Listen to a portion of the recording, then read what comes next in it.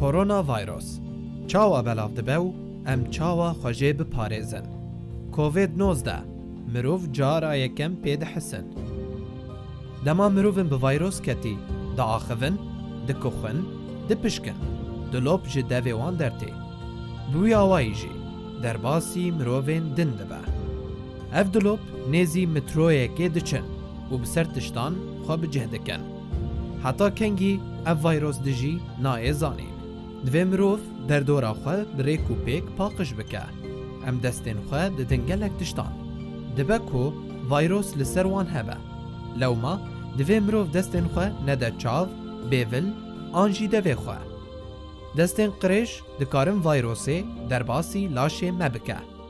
Dema em bipişkin an bikuxin, divê enîşka xwe an jî destmalekê mirov bide berdev û bêvla xwe û divê ew destmal were avêtin ji çopeke devgirtî re. Ji bo parastina xwe ji vê vayrosê destên xwe bi av û sabûn û madeyên paqijiyê teqîmê gelek caran bişon. Li xwe miqate bin û pêşî li belava vê vayrosa metirsîdar bigirin. هذا البرنامج برعاية دار المرأة في قامشلو والهلال الأحمر الكردي. للمزيد من الاستفسار يمكنكم التواصل أو زيارة دور المرأة والهلال الأحمر الكردي في المدن والبلدات التالية: دار المرأة قامشلو الحي الغربي خلف جامع قاسمو مقابل مدرسة الزهراء. هاتف 426 184. دار المرأة الحسكة تل حجر فوق حلويات العمر مقابل مدرسة عدنان مالكي شارع الكراج. هاتف 371 115. دار المرأة جركيلجي شارع البلدية مقابل الدكتور خليل للأسنان بجانب مؤسسة نقابة الفلاحين. الهلال الأحمر الكردي مستوصف قامشلو جانب مشفى بنك الدم. موبايل 098 164 5879. مستوصف جركيلجي موبايل 093 59 85 121.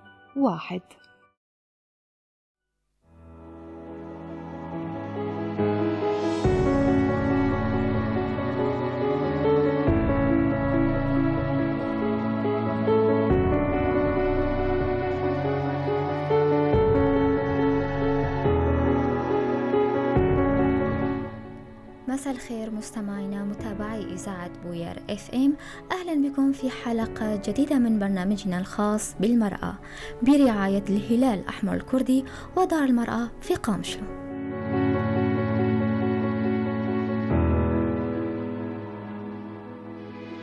مع استمرار تفشي جائحة كورونا كوفيد-19 في مناطق شمال وشرق سوريا، تزداد المخاوف بشأن تبعات تفشي هذه الجائحة على صحة المرأة الحاملة وصحة جنينها. هل الحوامل هن أكثر عرضة للإصابة بعدوى فيروس كورونا كوفيد-19؟ وهل من الممكن أن ينتقل الفيروس من الحوامل إلى أجنتهن أثناء الحمل؟ وأبرز النصائح للمرأة الحاملة. سنناقش هذا الموضوع مع ضيفتنا عبر الهاتف الدكتورة مروة محمد، أخصائية في التوليد وأمراض النساء وجراحتها.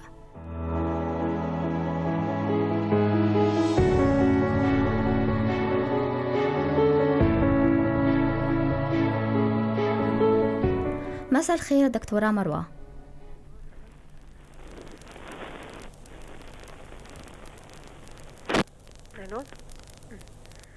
مساء الخير دكتورة مروة. مساء النور. أهلا. أهلا دكتورة.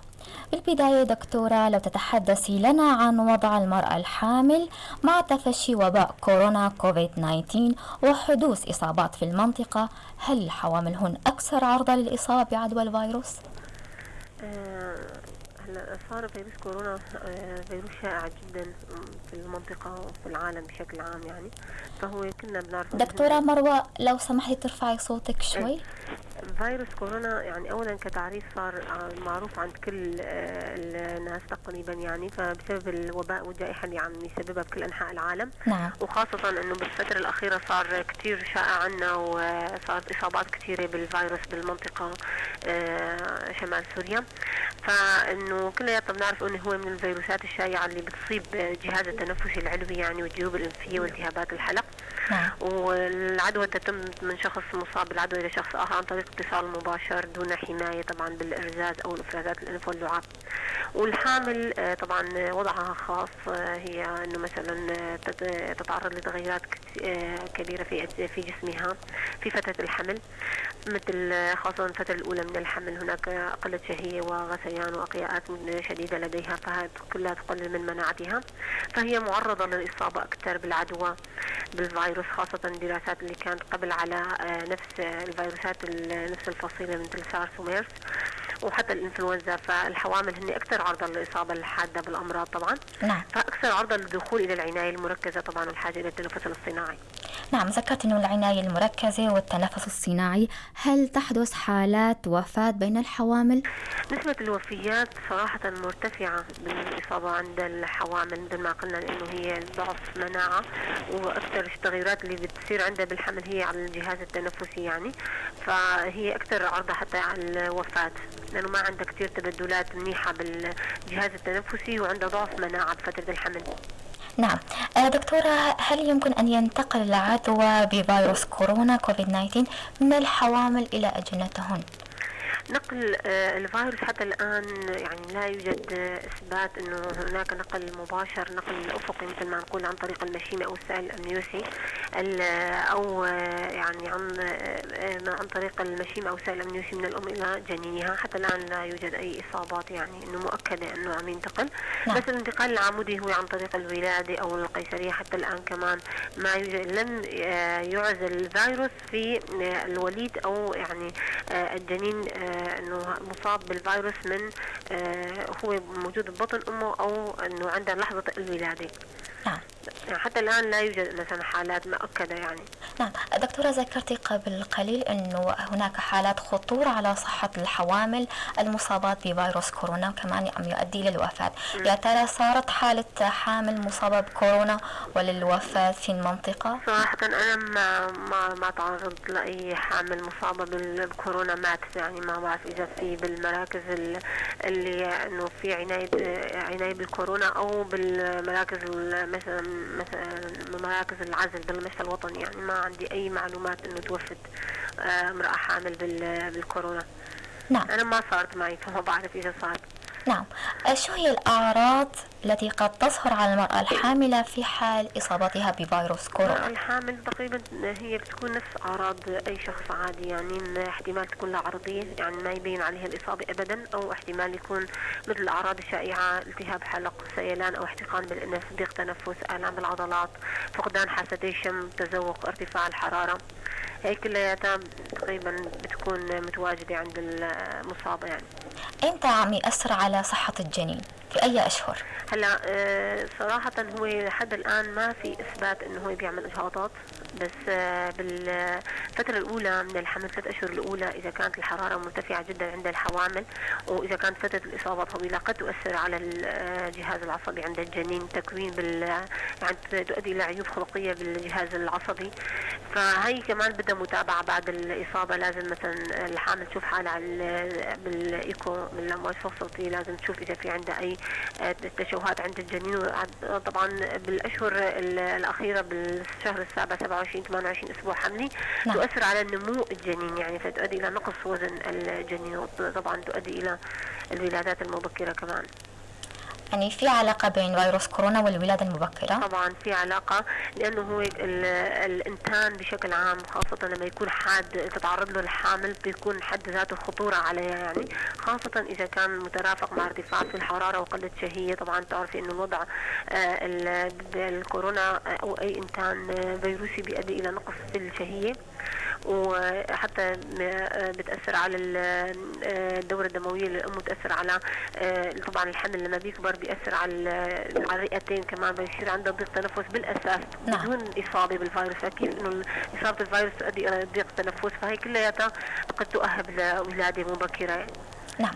دكتورة، مع تفشي فيروس كورونا بالمنطقة، شو هي أهم الإجراءات والفحوصات التي يتوجب على النساء الحوامل قبل الولادة وبعد الولادة؟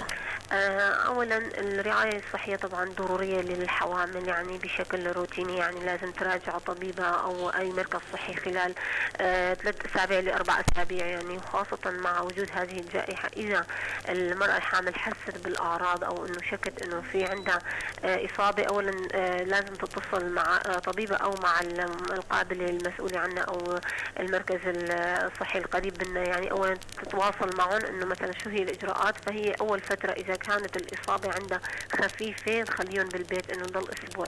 إذا زادت الأعراض عندها مثل ضيق تنفس أو هيك، بينقبلوا بمراكز الحجر الصحي موجودة هي، فهي بيعملوا تقريبا تحاليل دموية كاملة، تحاليل وصورة الصدر إذا كان ضرورية جدا يمكن إنه إجراءها، وطبعا قياس الحرارة وشغلات، ومتابعة بالسيرومات والأدوية في معين بنعطيهم يعني حسب حالة كل حامل يعني.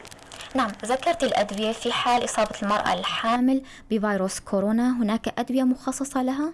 الحوامل هو الفيروس بشكل عام، الفيروس ما يحتاج لأدوية التهاب كثير يعني. الأكثر شيء السوائل بنعطيهم سيرومات، يمكن أن نعطيك أدوية التهاب عن طريق الوريد يعني إذا احتاج الأمر. طبعا الأكسجين هو آمن ويعطى يعني بشكل آمن للحوامل، هناك دواء التهاب ومسكنات خفاض حرارة كمان آمنة للحوامل فينا نعطيها يعني. نعم. ما بعد الولادة هل يمكن أن ينتقل العدوى من الأم المصابة بفيروس كورونا إلى طفلها الرضيع؟ هلا الاحتمال الإصابة واردة بعد الرضاعة يعني، بس عن طريق حليب الأم لم يعزل الفيروس يعني. الفيروس لا ينتقل من الأم عن طريق الحليب إلى رضيعها، بل انتقال من الرذاذ التنفسي يعني أو بالاتصال المباشر مع الرضيع. فاحتمال إنه تصير العدوى بالاتصال المباشر والعطاس أو السعال من الأم المصابة إلى رضيعها، بس عن طريق الحليب لا ينتقل. بالعكس هناك أجسام مضادة بالحليب تنتقل للرضيع تقوي المناعة عنده ضد الفيروس. نعم، بما أنه ما عم ينتقل عن طريق الحليب، أيوة. كيف تحمي طفلها الأم المصابة؟ كيف تحمي طفلها؟ أولا هي طبعا وسائل الوقاية صارت واضحة ومعروفة عند الجميع، واللي هي لبس الكمامات والحفاظ على غسل اليدين بشكل يعني بشكل دوري يعني بالصابون، بس هيك يعني الأم المصابة والرضيع في حال الإرضاع يعني المسافة كتير صغيرة بينهم. الأم تلبس كمامة. نعم. والمحافظة انه قبل ما ترضع تغسل ايدها منيح بالماء والصابون يعني، صار احتمال تكون انه تقل كثير نسبة انتشار العدوى. نعم. دكتورة، أنا ذكرت أنه في هناك علاقة بين فيروس كورونا والولادة المبكرة، لكن هل هناك علاقة بين النساء اللواتي يتناولن حبوب منع الحمل وتعرضهن لخطر أكبر للوفاة أثناء الإصابة بفيروس كورونا؟ نعم. الحبوب منع الحمل هي بحد ذاتها اولا تقلل من المناعة عند المرأة، وفي شغلة تانية كمان تزيد من نسبة التخثر بالدم. فالخبراء حددوا انه تناول حبوب منع الحمل تزيد من مخاطر الوفاة إذا أصيبت المرأة بفيروس كورونا، فلأنه هي بتزيد من تجلط الدم الحبوب منع الحمل. والإصابة بالفيروس كمان أثبتوا أنه كمان بتزيد من تخثر الدم، فبتزيد من نسبة الوفيات عند النساء. يعني لازم توقف حبوب منع الحمل؟ يفضل، لأنه هو تعتمد على هرمون الأستروجين اللي يزيد من تخثر الأوردة العميقة القاتلة اللي هي بتؤدي إلى تجلطات خاصة بالساقين، واحتمال هالجلطات تنتقل للقلب وللدماغ وتعمل نوبات قلبية أو سكتات دماغية تؤدي للوفاة. نعم. دكتورة مروة، رح ناخذ فاصل صغير ونرجع.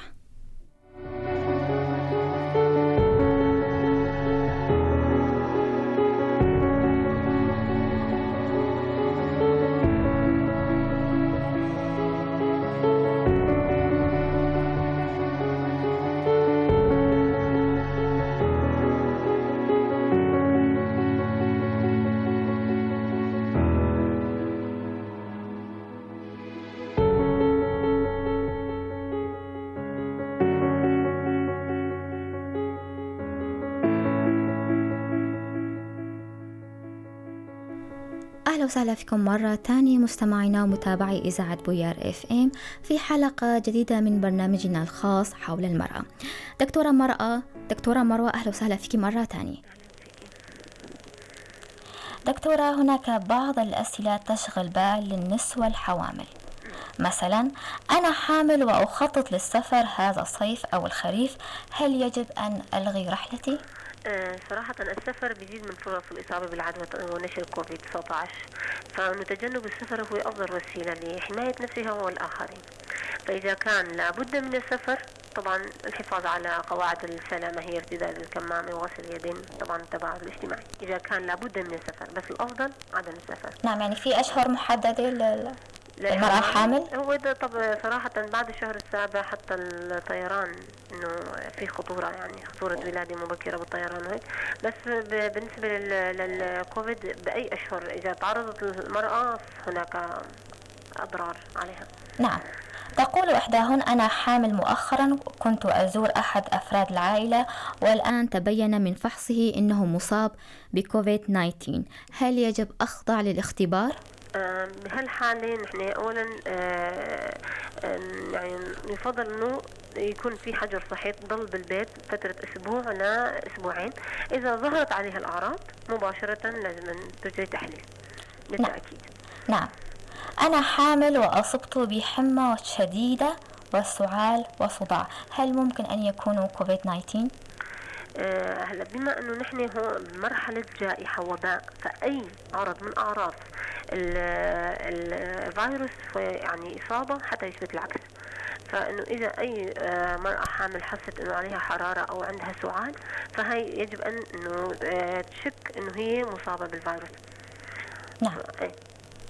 إذا أصبت بكوفيد-19 هل سأظل قادرة على الرضاعة الطبيعية؟ طبعا الرضاعة الطبيعية مثل ما قلنا هو آمن وأحسن شيء للرضيع، وما يعني ما بينقل الفيروس للرضيع. فهو إذا اتبعت أساليب النظافة والتعقيم والوقاية ففيها ترضع بدون أي مشاكل. نعم. في حال أصبت بكوفيد-19 هل سيزيد نسبة الالتهابات في جسمي؟ نسبة الالتهابات هو عبارة عن انه طبعا التهاب الصدر اذا وصل الرئتين فهو احتمال يؤدي الى التهابات شديدة، يعني حتى تخثر، كمان التهاب عضلة القلب حاليا. بالنسبة للالتهابات النسائية ما بتزيد. نعم. دكتورة، صحة المرأة هي صحة المجتمع، ما هي الإرشادات أو النصائح التي يمكن أن تقترحيها للنساء بشكل عام والحوامل بشكل خاص لتجنب قدر الإمكان هذا المرض؟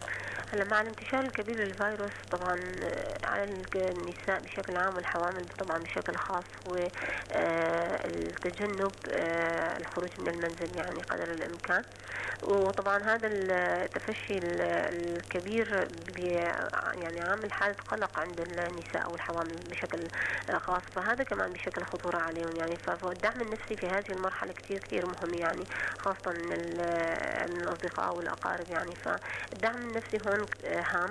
طبعا مثل ما قلنا تجنب الاختلاط والخروج من البيت يعني خلال الفترة الحالية، طبعا فترة الجائحة.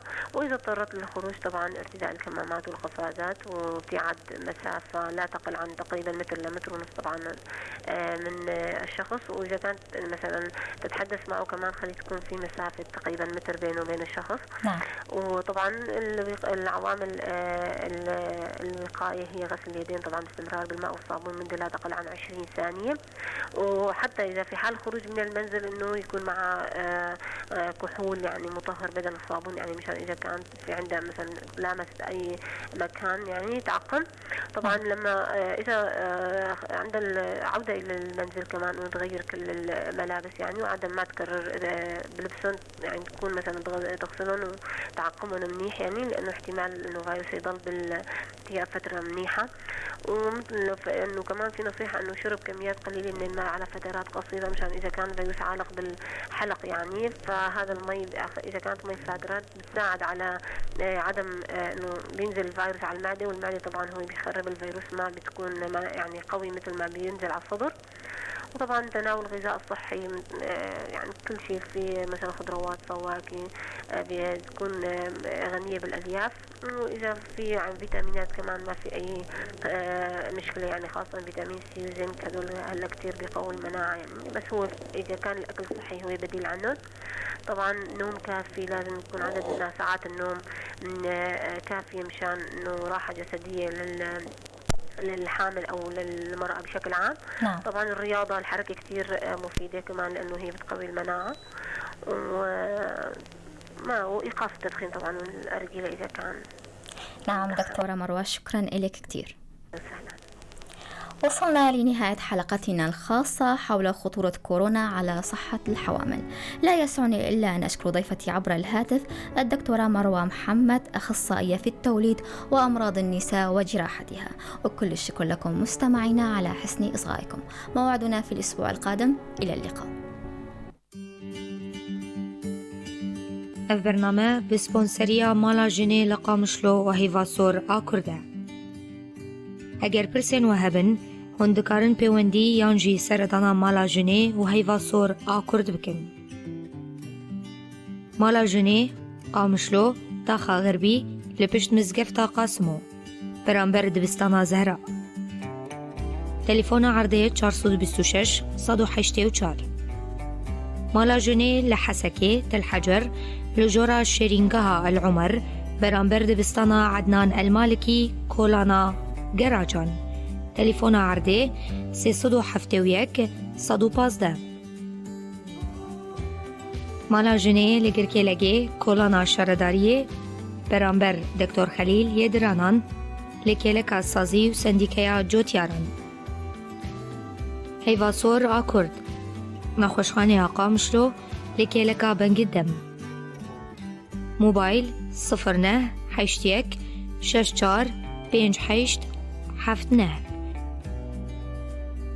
نخوشخانه آگركيلگه موبايل 09 35 98 51 22.